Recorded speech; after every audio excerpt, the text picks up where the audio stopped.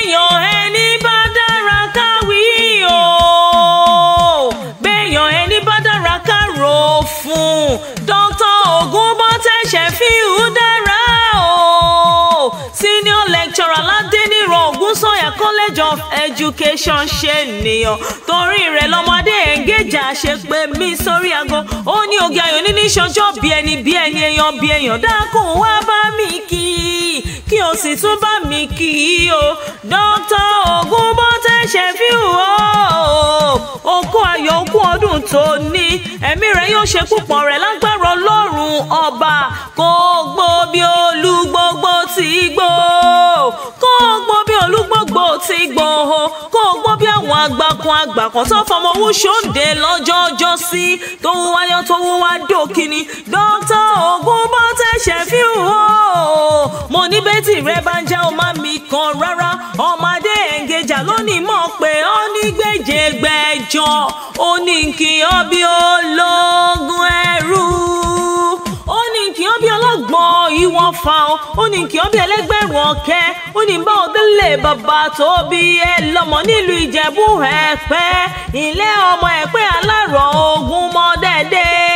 ọmọ olùkùn àbàjá ọmọ kúkúrú lọ́sàn-án ọmọ gúngùn gbọ̀ngbọ̀rọ̀ lóru ọmọ oníjà má jẹ́gi má jẹ́ èèyàn ọmọ bẹ́yàn màná tó bá dijú òrò wọn ní káná má máa wá báná bá wá òrò ni yóò gbàná lọ ilé ọmọ onígi mẹ́ta ìkan sọ wọn ìkan sọ wọn ìkan tó kù ní sálárì bàbá aṣọ ọmọ olóbì kan wọ́wọ́ tìrì wọ́ ọmọ olóbì kan wọ̀wọ́ tìrì wọ́ èyí tó jẹ́ tẹni àwọ̀ sápò ẹni èyí tó jẹ́ tẹni àwọ̀ sínú igbó ẹranko búburú àrò òun jẹ ọmọ akẹ́nigbó ọmọ akẹ́nigbó kẹrù ó bá rọ̀nà o ọmọ akéwúgbẹ̀rù o ọmọ aṣàdúrà gbọ́rẹ́ ọmọ Èpé ẹlẹ́jà tútù o ọmọ apẹja fún wọn jẹ ẹni bá délé bàbá tó bí ọlọ́mọ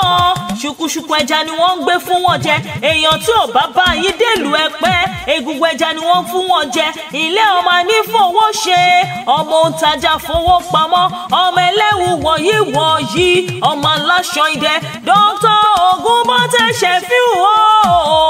àlọ́ ti ṣọdún oníṣẹ́ ó tún ṣe mí sí lágbára Ọlọ́run ọba Dean of School of Vocational and Technical Education kórè jẹun pẹ́ láyé ibi oníbà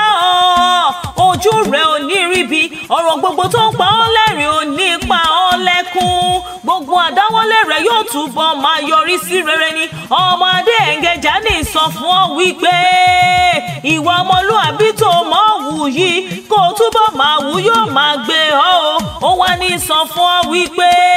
ìrìn àwọn wálé àlàáfíà òun àìkú balẹ̀ ọ̀rọ̀ yóò filé rẹ̀ ṣe bùgbé ó tún wá ní sọ fún ọ wípé happy birthday to you.